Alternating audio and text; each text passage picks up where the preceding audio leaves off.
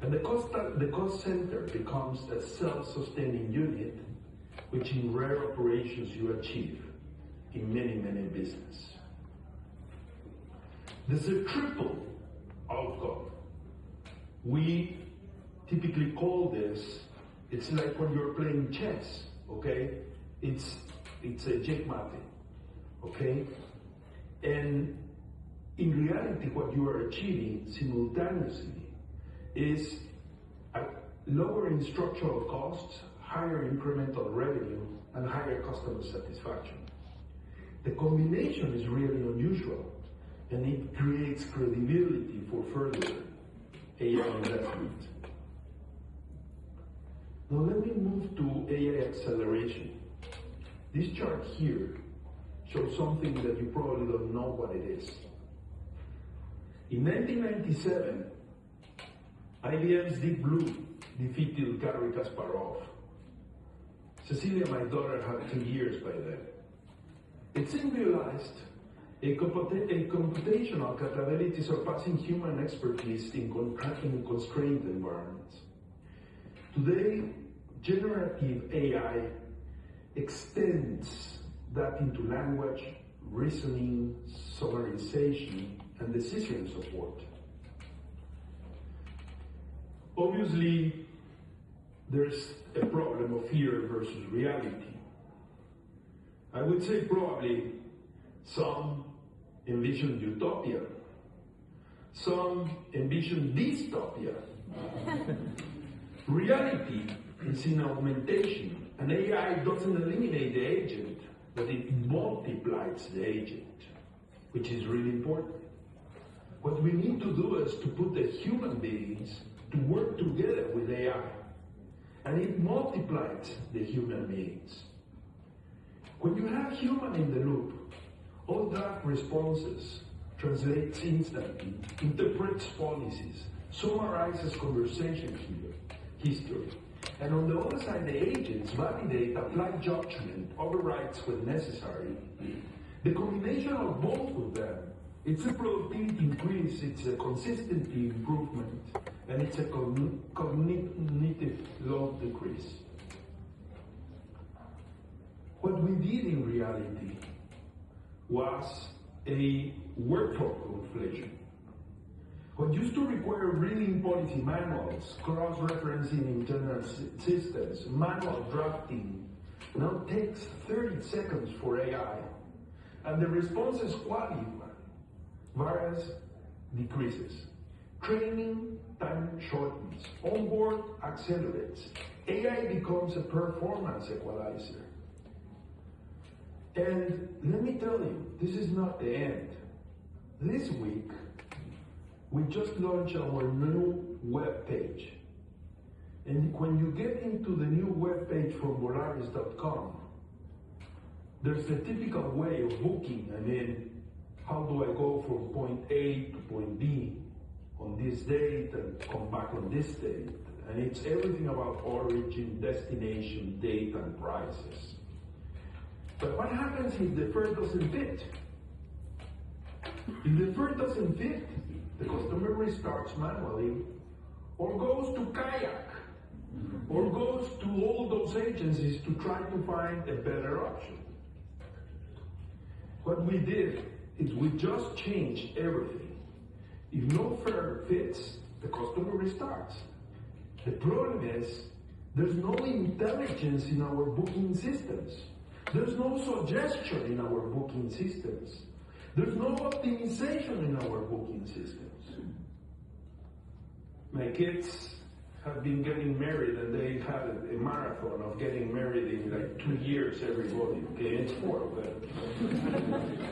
But it's funny. I mean, I look at them and I said, what are they doing? I mean, they're planning their honeymoon.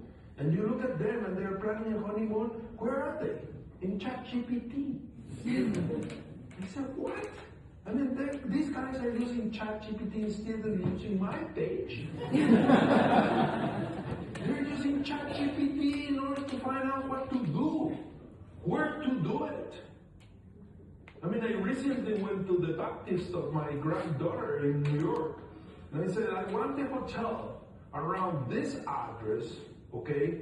I want to stay there from this date to this date, and please suggest me the best pricing option in a 3-star, 4-star hotel, and please tell me how far is it from my son's house.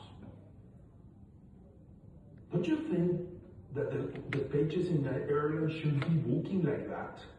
Well, we did it. On Wednesday, when you open now the new app from Volaris, it has artificial intelligence. And you basically tell the page from Volaris, please give me a booking within this price, within this date, within this, around this place, okay? And suggest me what else I can do, where I can eat, etc. And guess what? 140% increase in sales in Yavas, which is our system that makes bookings for hotels and entertainment and transportation, etc. So what we're doing is transforming the search engine into a travel advisor. We're building AI that understands intent. Intent is, I want a beach vacation under $300, okay? And don't go to ChatGPT, do it in Volaris page. So just alternate dates, recommend nearby airports, bundle ancillaries, optimize total trip values. I mean, someone was telling me the best secret of your company is that you fly to Oakland from Mexico City. I said, what? Well, now you enter into the AI, in my web page, you can find the flight to Oakland. So we are becoming, that's a big change, okay? From a query processor to an advisor that changes conversation rates and basket size. So, in a nutshell, what I can tell you is that crisis removes inertia. They remove political resistance, they remove comfort, they remove gradualism, but they create permission. And the beauty of you guys, and the beauty of you becoming professionals after your MBA, is that you have the permission to redesign the world. You have the permission to leapfrog. You have the permission to challenge legacy models. So my final thought for this HAS community is to tell you guys that the disruption will come. It's either through a pandemic, a technology, a regulation, a competition, but it's going to be domestic, global, self-inflicted, or geopolitical inflicted. When it does, it doesn't protect the past. You need to rebuild for the future. All companies in Latin America did a humongous redefinition and are practically reinforced and totally changed today. We all are growing, financially strong. But if you look back, we are totally changed from before the pandemic. So please, let me tell you, the next time you are through a pandemic, don't waste it. Live it and change the world, because that's what you are here for. Thank you very much.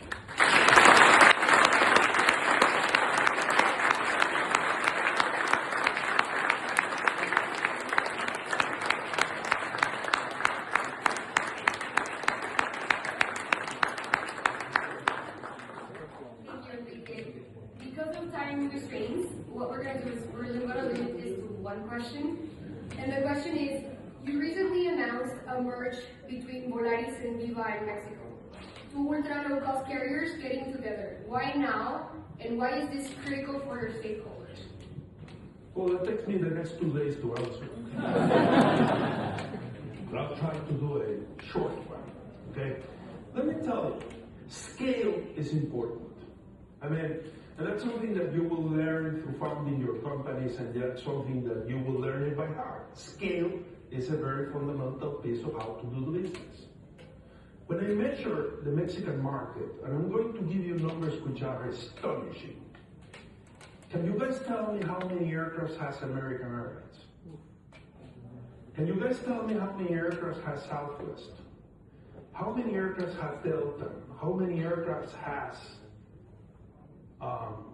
any of the big top 5 airlines in the US? They all have more than 1,000 aircraft each. The city pair between the United States and Mexico is the largest city pair in the world, okay?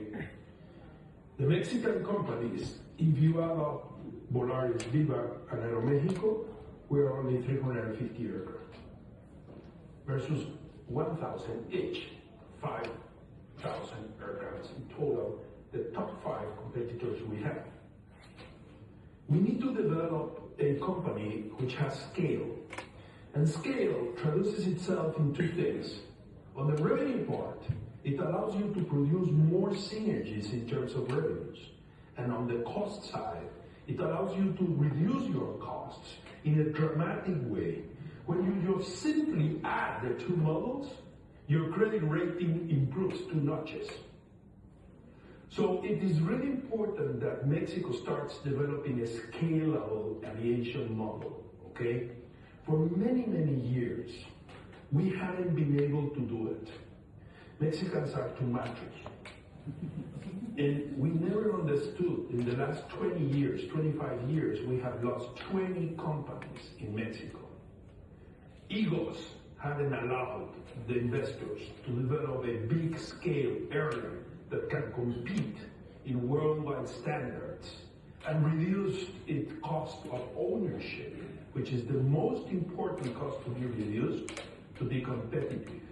We have founded 2 companies that are within the top 4 unit cost operators in the world, but we have the worst cost of ownership structure that we can have in the world. We need to change that, and scale is a way of doing it. Obviously, there are challenges. I mean, because we need to talk with competition, we cannot become a monopoly, we need to protect our pricing environment, we need to do a lot of things.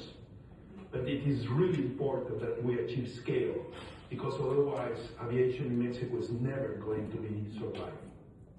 That's the answer. Thank you.